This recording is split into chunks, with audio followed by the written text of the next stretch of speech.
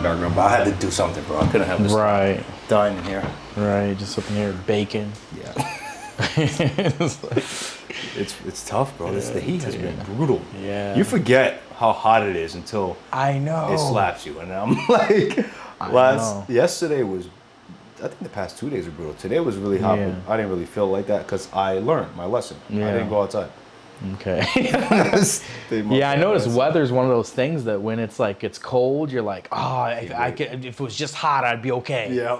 Then as soon as it's hot, you're like, you know what? I could deal with the cold. Right. I can always put a jacket on. Yeah. It's always something like that. That's my thought process with it. But honestly, I'd rather the heat, but I'd rather be prepared for it too, right? I'd rather have like central air in my house. Yeah. Don't have that yet. So it makes it much more cumbersome to enjoy the heat when it's like this.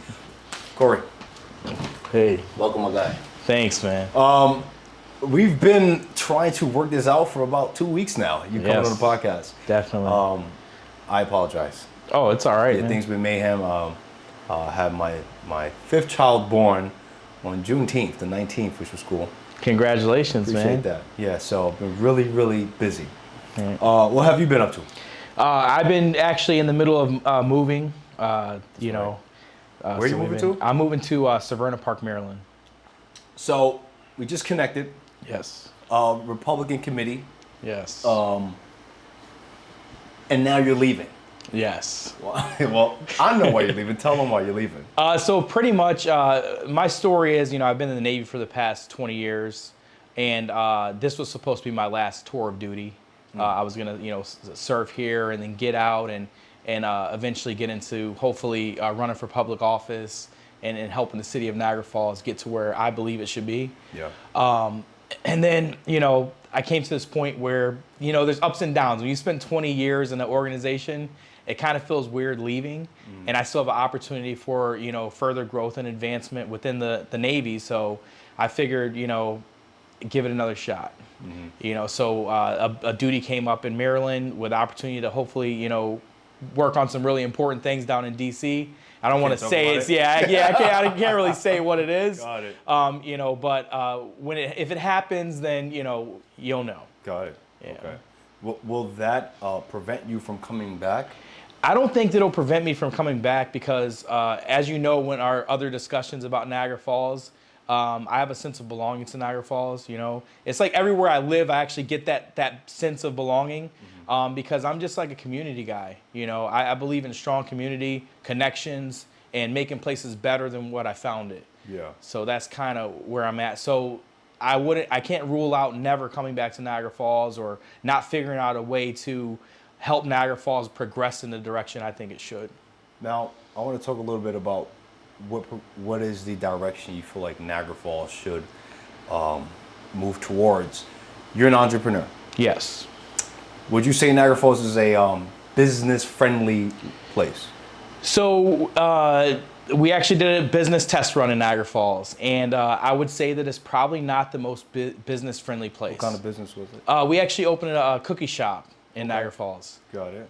You know, we didn't really choose the right location, things of that nature. There's other like factors that like didn't make it the most successful thing that we've done in our entrepreneurial journey. Yeah. But as far as, you know, just getting like the resources together to figure out, you know, what are the steps to opening a business in the city, or, you know, and how to go about it, just wasn't readily available.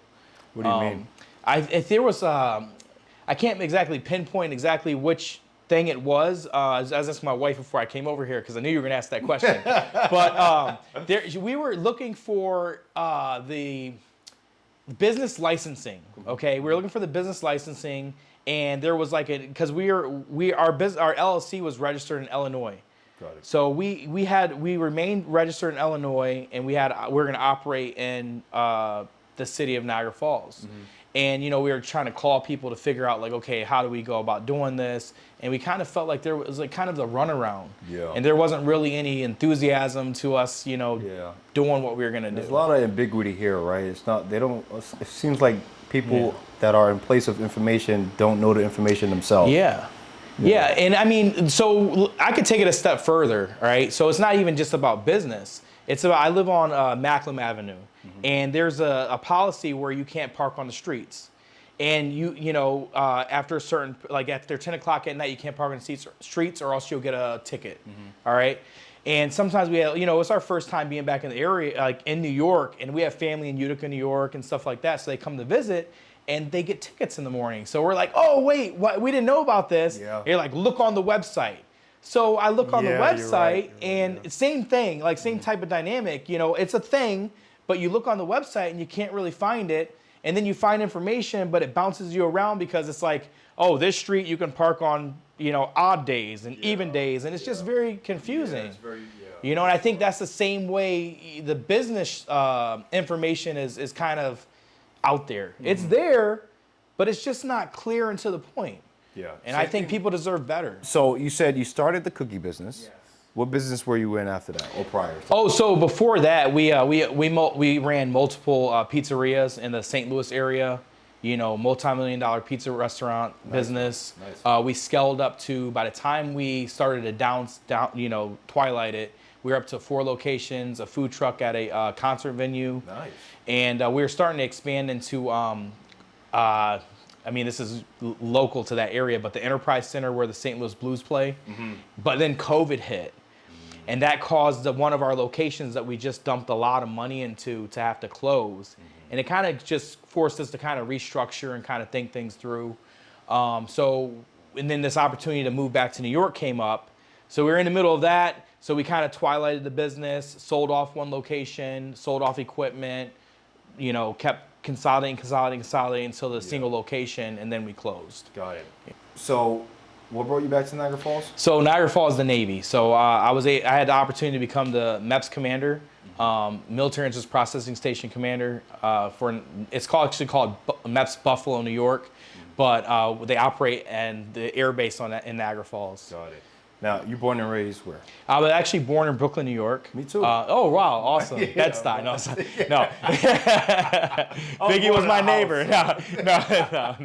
No, actually, the Junction. I don't know if you know Kings. No. Yeah. All right.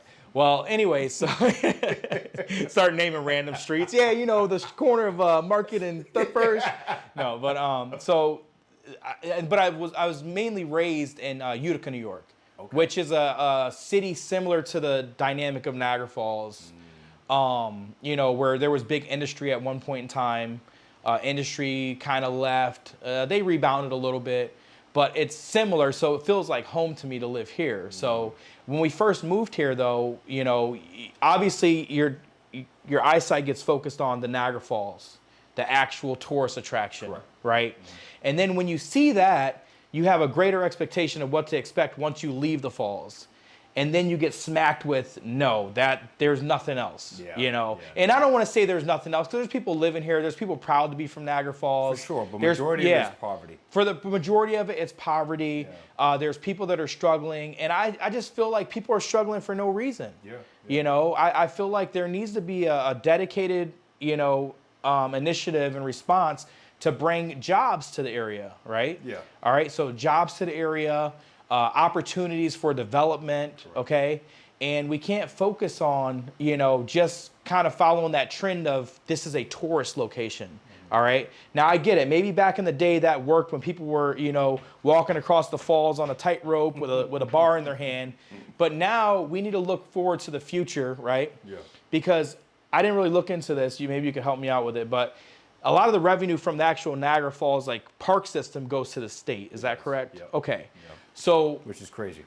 Yeah. You gave away your biggest asset to the state. Right. So with that alone, I feel like there needs to be, an exchange where, okay, you could take the revenue for the Niagara Falls, but now because we have this extra throughput of traffic, people that need to use our Airbnbs, people that use our hotel system, our sewage system, our electricity, all of our resources. Maybe it's time to make sure that there's a equal, refund of that. Correct. Or a buyback system. Something like that. I doubt that New York State is going to give that up. Yeah. But yeah, I feel like Niagara Falls itself, it's at a precipice where, and it starts with this election, where we're going to allow Niagara Falls to continue this pernicious cycle it's been going down. Or people like you and myself are going to take the bull by the horns, essentially, and take it to a new direction, more prosperous. Right. You know, you understand from a business mindset what it's going to take to do even the basic things in Niagara Falls. Absolutely. You know, I seen it happen in Yonkers, New York, which is where I grew up at. I seen it happen in Buffalo, New York, which is where I went to college. Okay. So when I came to Niagara Falls, I was like, oh, this is a no-brainer, what it's going to take to galvanize your city. Right. And I'm like, to see it. I came in 2007 into 17, and to see nothing has been happening ever since I've been here. But besides putting more regulations on people who's trying to move the city forward, I'm like, yeah, this is crazy. Yeah, that's not good. And I'm like, well, there's something, because as an entrepreneur, you think the destiny is in your hands. Yeah. Like you can, whatever, or anything you are able to procure and produce is based upon your actions, right? Right. But, dude, politics puts a glass ceiling over your head no matter where you're at. Yeah. So even as a business owner, you can only go but so far. Right. Unless you do what a lot of entrepreneurs will witness in California. They took their businesses and moved it to Texas, where there was less regulations. Right. So I don't want to move my business. Right. You know, my family's here. I started my company here. I want to continue to grow it here. Right. But I cannot do that if this is not a business-friendly city. Absolutely. So it's unfortunate that you're leaving. Yeah. Are you planning on coming back? That is definitely a prospect. It is a good prospect. You say you want to run for office, right? Yes, absolutely. What would you want to run as? So obviously, when I was first getting involved in this area, and I can't be too involved because active duty, I can't run for office, things of that nature. But when I was actually gearing up for retirement, and looking at it, I was going to start maybe city council, county legislator, start in those areas. But my eventual goal was actually to run for U.S. Congress. That's one of the things when you think I appreciate that, man.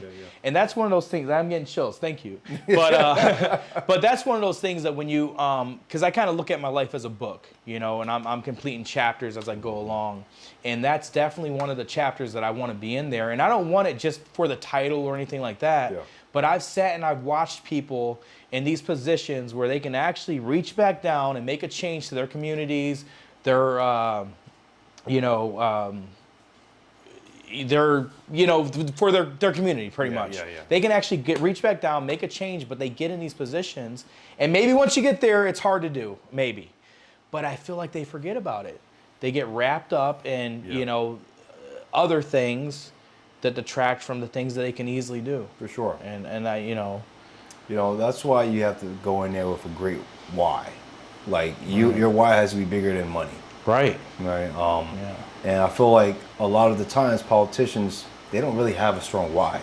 Mm-hmm. It's ego based. Yeah. A lot of them want to get in a position of power just to be in a position of power. And I feel like that's what's happening now in our city. It's like a lot of people are just running just to run. Right. Just to check off a box. Okay. Instead of actually serving.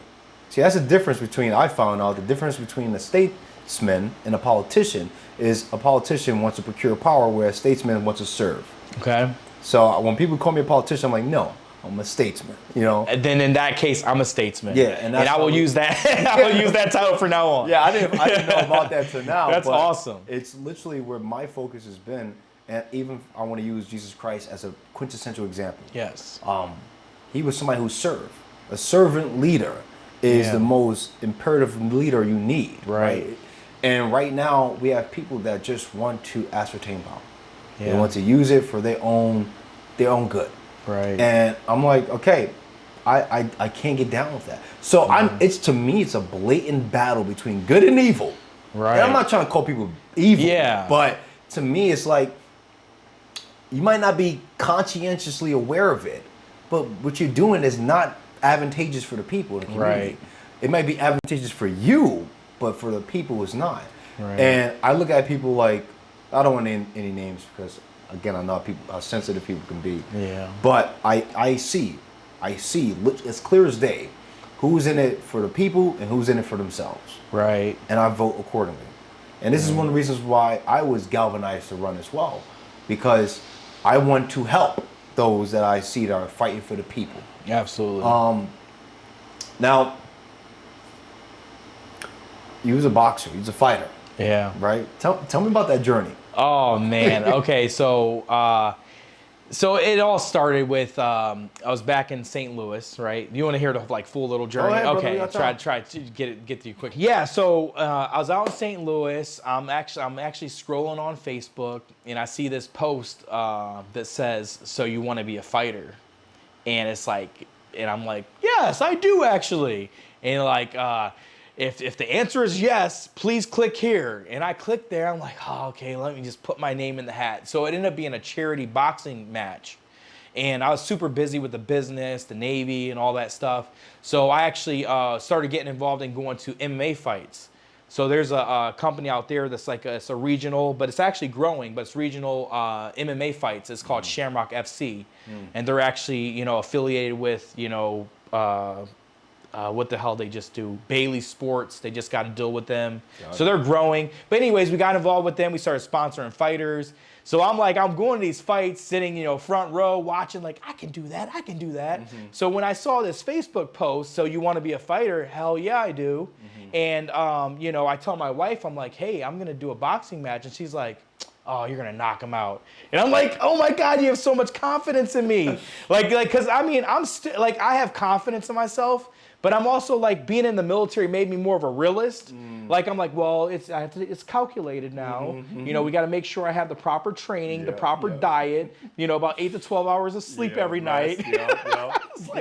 But that's not the real me. You know what I mean? But being in that organization, that structure for so long, it's caused me to be a little reserved at certain points. So, anyways, I had that little reservation. My wife's like, oh, you're gonna whoop his butt, And so, anyways, I go, I find, I talked to one of the legendary MMA fighters from that area. His name was Johan Splagger.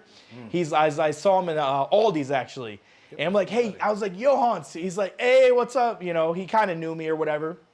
And I'm like, hey, man, I signed up for a boxing match, and I want you to train me. He's like, oh, yeah, you want to win? Come check me out. So anyways, I'm super busy. I end up signing up. He gets me in there. I'm learning the 1s and the 2s and the 3s and 4s, and I'm like, oh my God, my head started to spin. I'm like, I felt so confident about everything for most part of my adult life, and now I feel like a freaking baby, an infant. Like, I don't know how the hell I'm gonna pull this off. So anyways, I ended up doing about 4 workouts, okay, before this amateur fight. What made you feel like an infant? Was it just because you had to learn the basics? Just going into something you know nothing about, okay? You see it on TV, you go watch it live, you're like, oh, just beat the guy's butt, Just, like, I'm not gonna let him beat me, Like, that's the mentality that I have. But when you actually get in there and you start learning skills, which I've learned a lot over the time, which we get to that point, but I go and I learn the basics, and then I have that heart, that fight in me, that Brooklyn, Trinidad and Tobago, all that stuff all the powers combine. Cory the Hitman Flament. So I go and we go to the weigh-in. My brother-in-law flies out from New York. Brother and sister-in-law fly out from New York. They come to see me fight. And I mean, I'm pretty confident. I'm like, I'll beat this guy, whatever. And sure enough, man, we square off. We square off, and this guy's, talking a little sidebar. I think it was strategic. He's like, yeah, I've had about 29 amateur fights. I'm like, whoa. I was like, he knows a little bit more about 1s and 2s than I do. But man, came fight night, man, I just dug deep, and I whooped him. I whooped him bad, dude. And pretty much, his black eye started happening right before the fight was over. Got my hand raised that time. But it was like, oh my God, like, I can do this. I'm a boxer, right? So that was a crazy feeling. But it's a feeling that I've been feeling for a long time, like winning. Like, I'm a winner, you know what I mean? That's what I do. There's no other option, right? And so we move here, for like about 6 to 8 months or whatever. We move here, and my daughter comes home one day, and she's like, so let me just tell you this. So it was hard as hell to find housing here. So that's one thing that we really need to be focused on is affordable housing. And I don't mean more projects or more, Section 8 housing. Yeah. Now, we don't need that, okay? Yeah. Because that pacifies us. That makes us, rely on the government more. Yeah, I want to break all of our people away from that. It's not a race thing. It's not a, poverty, middle class thing. It's a people thing. Yeah. It's like we have to be able to have opportunity. So having an abundance of affordable housing, and when I say affordable housing, I mean housing that people can actually work for a living wage, pay their rent, aspire to maybe buy the property eventually, or whatever that case may be. Okay, so that's kind of what I mean by affordable housing. Got it. But so, anyways, we ended up putting I'm glad you clarified that. Yeah, we ended up putting an offer in on a house. And it's actually in the DeVoe neighborhood of Niagara Falls, Nice. okay?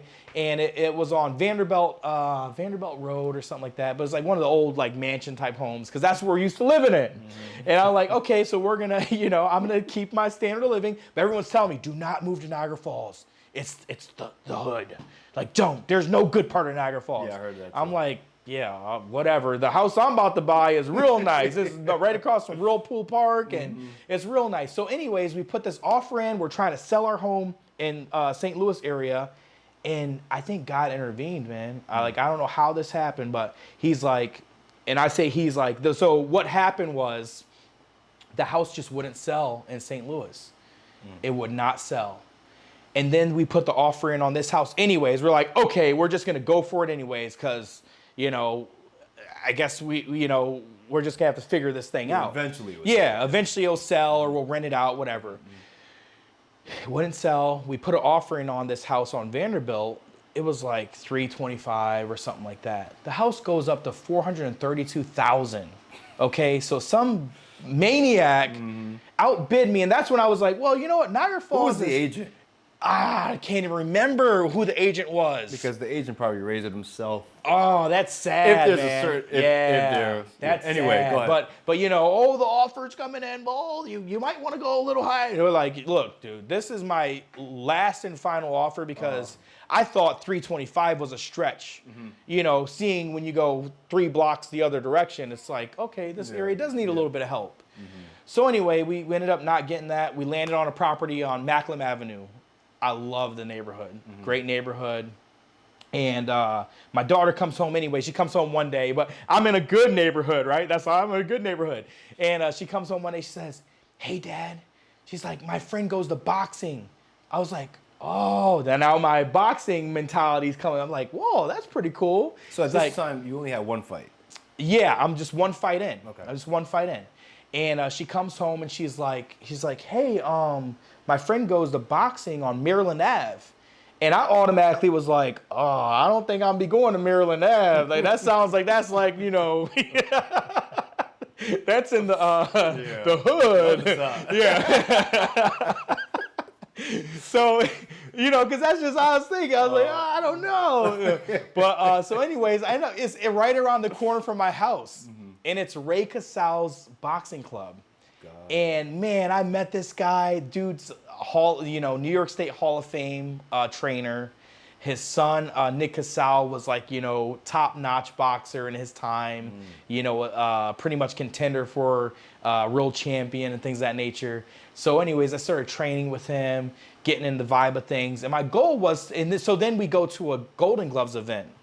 And I'm talking with the guy I buy the tickets from, and I'm crazy like this. I say to the guy I'm buying the tickets from, I'm gonna be fighting in Golden Gloves next year, I tell him. He's like, oh, cool, man. Yeah, that's awesome. And I go back, I take pictures of, my fight team, Ray Casal and the boxers from our club. They're all getting ready to fight. And it's just something about seeing them when you get in that ring, man, it's the most, it's like the most human thing that I have experienced because it's one man versus one man, man, woman, man, whatever. But one person versus one person, and your will is on the line. Your willpower is on the line, and it's one of the most barbaric. Right, it's most barbaric. Yeah. But I feel like it's also the most human because that is being barbaric. Right. Okay. Yeah. Humans are pretty jacked up. Let's be real. We're like, yeah, make them bleed. Yeah. That's why we got sports for, right? Right. Yeah. But when you're actually in that moment, it's like, you know, I want to. I realized something along this journey too is like when I try to prove something to myself, I don't do as well. When I want to prove it to my wife, my kids, my support group, I'm a freaking maniac, man. I unleash something like never before. But I think that it's when I try to do like selfish and say, I'm just gonna do this for me, like I need this for me, it doesn't work out too well. And I'll get to that later on in the story. But so anyways, I'm doing this and I'm still into going to sport events and stuff. So I'm at Turning Stone watching a professional top rank boxing match. And my coach texts me, he's like, hey, Cory. He's like, do you want to enter into the Golden Gloves this year? And I'm like, of course, you know what I did. Yes, actually I do. I'm very coachable. Because I'm like, I don't think I know enough to do this. So anyways, I was like, okay, I started hitting it hard, man. I mean, I was going pretty much during lunch. I'll leave work at lunch for 45 minutes. Then after work, I would go back and work out again. And like this good 2-month period, like, I mean, I must have gotten, you know, I wouldn't say I got an expert amount of time, but I freaking devoted a lot of time to being the best I could possibly be. And long story short, I entered into the semifinals because the first one, they didn't have a fight because not enough masters heavyweight boxers for New York State. So I ended up knocking the first guy out.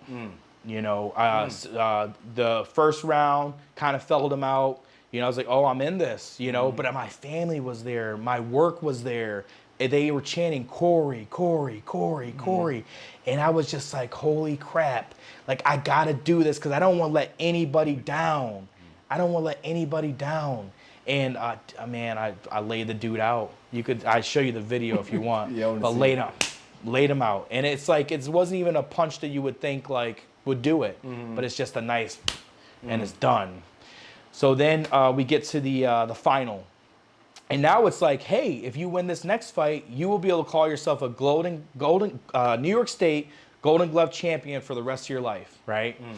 So I get to this fight, and of course, I wasn't nervous though, but I like that realism kind of came in, like, hey, these guys been doing this for a lot longer than I have, you know. I'm like new to this thing, you know what I'm saying? But I was like, I put my mind to it that I can do it. And I know I'm like strong and, you know, barbaric. So, and I hit hard. I know those things. So I'm like, you know, I'm just going to go for it, man. And I was like really ready to just close the deal. And sure enough, man, within the first minute of the fight, minute and a half of the fight, doctor stoppage, fight's over, hands raised, Golden Glove champion, 2024 New York State Golden Glove champion. And I was like, holy crap, maybe I'll go pro now. Yo, bro. Well, you didn't try? So fast forward, you know, life. First of all, congratulations. Yeah, thank you. That is not a small feat at all. Thank you. I do appreciate that. Yeah, absolutely. So fast forward, and that's why I say, like, I learned the hard way, like, to do, like, I need to do it for my support network, my wife, my kids, my community, right? Because, so fast forward about a year and a half later, Donald Patterson, he's actually a New York State boxing commissioner. He owns the franchise for the Buffalo Golden Gloves. And he sees me at one of Ray's fights, and he knows I'm the previous champion because I fought under his, you know, entity. Got it. And he's like, Cory, when you coming back in the ring? And, you know, the fight in me is like, shh, whenever you want me to. I haven't been training, right? Okay. Haven't been training. And, of course, I say, I'm good. When do you want me? Didn't consult with my coach, nothing like that. So, you know, my coach hears it second, you know, the convoluted way, like, hey, Don asked me to fight, and I want to fight, and I'm going to fight. He's like, oh, you haven't been here as much, you know what I mean? So long story short, I learned a very good life lesson. So I ended up fighting this year's Golden Gloves. Okay. Went with the younger kids this time, not the older guys. And the kid beat me. All right, I winded myself out real quick and just lost. Really? You know, and it's a horrible feeling. You know, it was horrible, dude. Really? Like, it was like your first loss. Right. And I haven't felt lost for a long time in my life, man. Like, I've been winning for so freaking long, dude. I mean, like, and I related a lot to my faith in God and things of that nature, and just like, you know, making sure, like, pray then do. Like, that's my life philosophy, pray then do. And that's what I've been doing. And guess what? I prayed a little bit, but I didn't do that time. I thought, hey, I'm gonna just do this for me because I want to prove it to myself, you know, blah blah blah. And man, it wasn't there, and I lost. And it's a hurtful thing. But I think in order to be a true champion, a true winner, you have to have some setbacks, right? Yeah. But it's like, what will you do about it now? Will I go back and fight more? Not at 40 years old, right? Because I'm going to be 40 next year. Wow, bro. So I won't be fighting again, but I'll continue to train. And it's just like one of those things, like, because even my coach was like, "You're already the champion. Why are you going to fight again? No, like, don't. Yeah, you're my champion." For sure, yeah. You know, he's like, no one can take that away from you. And we know you got hurt. You're not, you know, you're a tough guy. So you'll take any challenge that comes your way. Correct. But preparation and doing it for the right reasons are some things that embedded in me in that failure. Okay, I consider that a failure, that loss. Okay, so preparation and doing it for the right reason. So yeah, bro, very inspiring story. Thank you. That was very interesting. You know, I take that as humility, and I feel like any true champion needs to experience that. Yeah. Maybe your undefeatedness would have made you too airheaded. Yeah. You know. But I think that you needed to experience that. Yeah. We all take a loss some way, shape, or form. Yeah. But to experience. Yeah. Going undefeated and winning the championship, that is extremely impressive. It's a cool feeling, and you kind of feel like you know, and I'm the type of guy that thinks about the other side. While I'm winning, I think about the guy that's losing. Because there's a clear winner and a clear loser in this situation, especially when you're knocking people out. Like, it's not like, oh, it was a close one. Like, this is not even close. Can you imagine going home as that guy? You know what I'm saying? So, like, being able to experience some of that, and it's like you mentioned Jesus Christ earlier. He experienced being fully human, going through the pains, the struggle, and I'm not saying I'm anywhere near that caliber, but I think just being on the other end of it, it was like it kind of changed my life a little bit. And it kind of reminded me that, hey, you know what? It doesn't matter, you know, the outcome of a small little step in your journey, as long as you pivot and you make the right decisions, prepare properly, and do it for the right reasons, which I didn't do either of those for my boxing loss. And that's a great lesson. Yeah, didn't do any of that for that. You know, I was like, I can do it. I'm a tough guy. But that alone's not enough, right? So I just put that type of energy into the rest of my life. You know, get into politics. That's what I'm gonna do. I get into meeting people and befriending them, helping the community. Those are things that I'm gonna make sure, like, hey, if you need my help with something, I'm gonna obviously use my skill, my knowledge to help you, but I'm also gonna prepare and I'm gonna do it for the right reason. I mean, it's that simple. Yeah, it's a very inspiring story. And, you know, it pays testament that, first and foremost, to experience that riveting feeling of actually stepping into a ring and fighting, a lot of people will never do. Right. You know, I had my fair shares of fights in the streets. Right. But I never had the temerity to step into a ring, you know, even though I wish I kind of did in college, but now, no, I don't want nobody hitting me in my face. Hey, I know a guy. Coach Ray Casal. So I'm thinking, honestly, I would do that. I don't want you to inspire me too much. I got a lot on my plate anyway. Life is punching me enough. So right now, when are you leaving to go? So our household goods got packed up. We'll probably be on the road on Friday after my daughter graduates from high school. Okay, congratulations. Yeah, thank you. And it sucks because we've seen each other in passing. Yeah. But dude, you're a guy I would definitely have in my circle. Thank you. I appreciate that, man. You're a good dude, bro. Appreciate that. And there's a lot of value in you. And I think that Niagara Falls, I will be remiss if I don't say that Niagara Falls is losing when you leave. Right. I encourage you. Stay in tune. Absolutely. And come back. Yeah. Because we're going to need it. And let's speak about that. You said 2 to 3 years, right? So I'm already retirement eligible for the Navy. You know, I've done over 20 years, so that's not a thing. My job is about 2 to 3 years down there. But the way I see it is being able to experience Niagara Falls, looking past the falls, which is a great, world wonder, and seeing that there's actually a community here that needs people with preparation and the ability to, make changes, to attract development to this area. Those are things that I know that I can help with. And inspire people. Right, and to inspire people to know that just because the situation you're in doesn't have to be the situation you have to live through. Right. Yeah. Like where you begin is not where you have to end. Correct. Okay. Correct. But you have to know that there's other possibilities. 100%. I look at the youth of this area. There's a certain age where people become hardened. Okay, and you say, oh, those are kids. They're breaking into cars or whatever. But that same kid was 4, 5 years old, impressionable, positive. They're watching Nickelodeon. They're positive individuals, and then somewhere along the lines, doesn't have to be, but they get stuck in this vacuum of, we're from the hood. It's not even like, people think like sometimes like race thing. It's not even a race thing. Like I know, I know white thugs. I know black thugs. I know every denomination of thug, right? And they're out there. They're hard. They're hardcore people, But I feel like at the core of it, they have the ability to be inspired, to step up to the plate, make change. I've met so many people that have been through crazy things in their lives.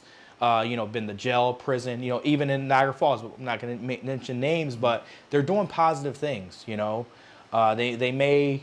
Not go about it the right way, communicating or whatever, but they're doing positive things. They're opening businesses. They're helping the community out. I saw some guys post online the other day. They're giving out suits, for prom, and that's remarkable. Yeah, I seen Nick's and Dante Richardson. Right,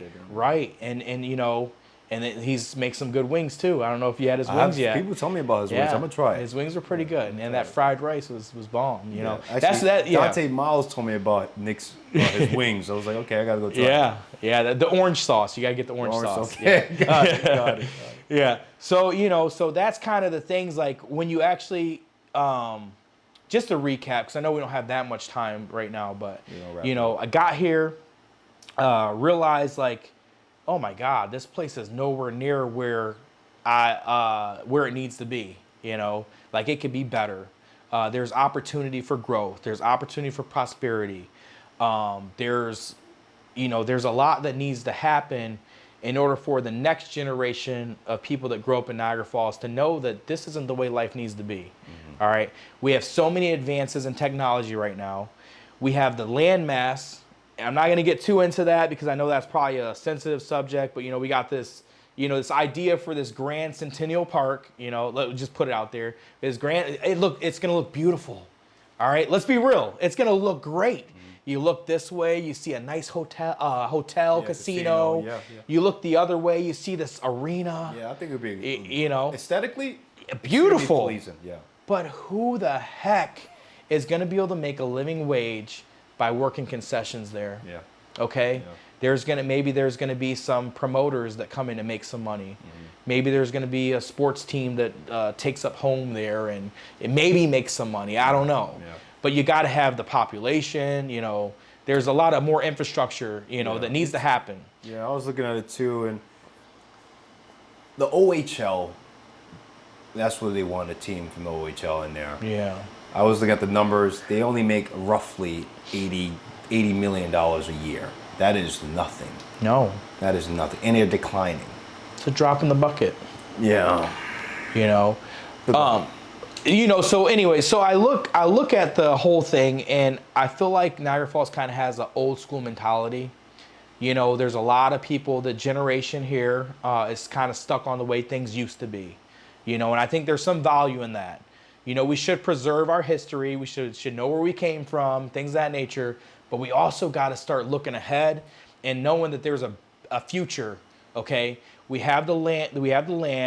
We got to have the right personnel in public office to advocate for us, to make sure that we can attract the right developments. Mm-hmm. All right, and then once those developments come to the table, Like I heard, there's an AI center, AI data center that they're possibly working on. They already got some initial planning done for it. And they come with their own money. Right, and their own money.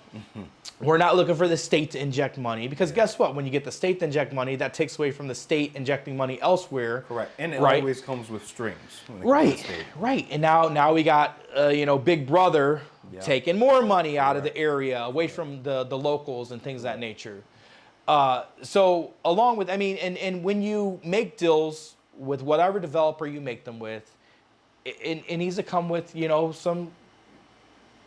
some give and take, right? Yeah, for sure. So like, hey, yes, we'll let you build your development here. Put provisions on it. Right, but this is what we need. Correct. We need, you to additionally help us develop this area for the affordable housing, all right? Let's fast forward 2 years, 3 years from now. You're done doing what you do. Yeah. You decide to come back to Niagara Falls.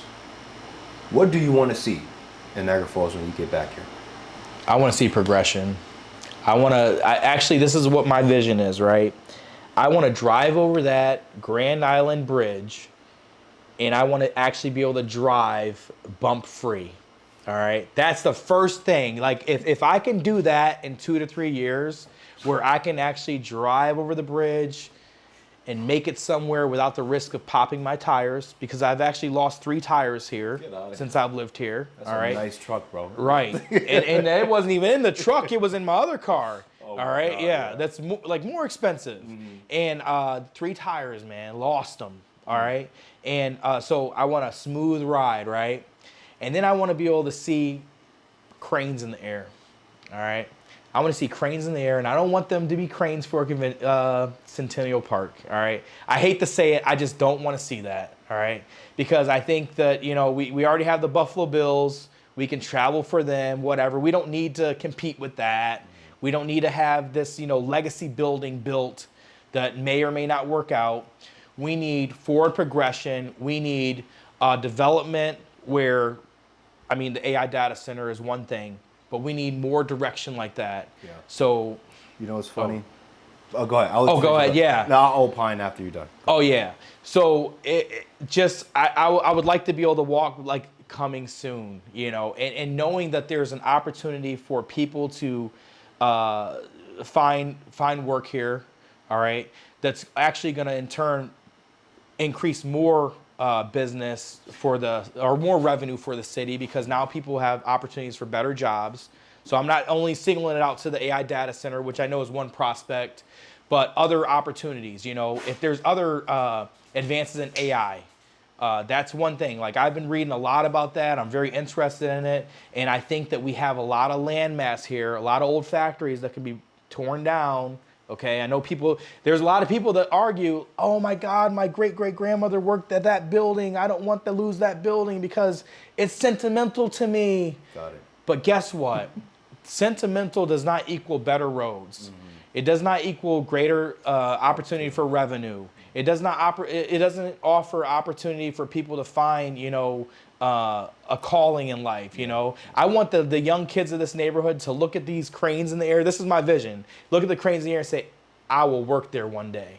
All right. And then I want our school system to be involved in the trades. Right. We get looked down on. And I say we because I had my kids in the top tier school in the whole United States. You look at greater schools, there's like a tier listing. They were at 9.5 schools. I put them in Niagara Falls 2.5. Okay. So I sacrificed my kids' education to come here, but I just know my kids, like they're going to prevail, they're going to be successful wherever they're at. I grew up in an area like this. So I was like, they'll be okay. It was a mistake there in that sense, but I want to see more trades, not just BOCES, okay? BOCES is cool, good, whatever. I want more awareness of the trades that are available. I want more opportunity. I want more people, and because we have these cranes in the sky, because the roads are better, you can actually get from point A to point B without losing a tire. I want to be able to talk to any random kid and say, hey, like, what do you want to do? Well, I aspire to be a data engineer one day. I aspire to, maybe get into construction. I aspire, I want those types of things. Because right now, I don't think you have too much of that. Right now, I think you would probably hear I want to move away at some point. Yeah, for sure. You know, I spoke at a college recently, and I asked the kids, do they plan on moving to Niagara Falls after they graduate? They said, no, I'm out of here. Yeah, see? California, Atlanta, New York City. Yeah, I think that this place can it's already attracting the world to come and see it, but this is a representation of the United States of America, dude. They're coming here, they're seeing this beautiful Niagara Falls, and they come here and we're living like this. And I mean, the poverty, 1 in 5 people in Niagara Falls live below the poverty line. Yeah. That is ridiculous, man. Yeah, the minimum income is about $30,000 a year. And guess what? We don't increase that by putting a convention center in. Yeah, for sure. Okay, yeah. So that's my vision of the place. Mm-hmm. I hope to see like-minded people in public office, advocating for advancement, change, innovation. Okay, I don't want to see. I mean, I get it. People like the old factory on, I'm not going to say the street, but they like the old factory. Like, I love it. It's just so nostalgic. That is not going to get us, that is not going to help future generations, be successful, progress, So I want to see progression. And I know no matter if I move back here or not, I will always advocate for this area since I've lived here and I've experienced the joy of hearing fireworks every night during the summer. That's a surprise. But the opportunity to because there's dedication that made Niagara Falls, there's value in what we have over here. Correct. That park is beautiful. Yeah. People look at they look at Canada. They're like, oh, we should be more like Canada. No. We don't have to be. No. We have a great park system. Yeah. Now let's build around that. Let's be a prosperous neighborhood or prosperous community that attracts business. Correct. Let's take that red tape away, the regulation, whatever it is that's preventing people from investing in this area, making the place more attractive for investment. Yeah. Our main street, I've seen ideas of theater district. That's a great opportunity. Yeah. Because you got people that are here, visiting. Now they can experience the American culture, go to a show, go to live music. I hear live music, that's another thing. So as I'm driving down the smooth street, I see my skyscraper, I see my cranes in the sky. I don't got to worry about my tires. I look on re-election. There's people that are making changes, on the billboards that are, making things done. You don't see diseased trees. Yeah, exactly. You see neighborhoods well kept with pride. Yep. You see people walking around happy. Yep. And prosperous. Yep. Yeah, 100%. Yeah, I don't want this big shock. You go to the Niagara Falls, you're like, yay! Yeah. And you drive, you're like, what the heck happened to this place? Yeah. And it grows on you, though. Mind you, it grows on you. Yeah. I've lived in some really well-developed neighborhoods, all new construction, blah, blah, blah. And when you come here, you're like, oh, what the hell? But it grows on you. Yeah, same. I like I said, I work out at Ray Casal's. I go eat at Market Side on Pine Avenue, which someone will consider the hood or whatever. Mm-hmm. But I go eat, you got to dodge a few, homeless guys that are, kind of looking at you. Yeah. The key thing is you guys got to look straight forward. You can't look them in the eye. You look them in the eye, you're in trouble, okay?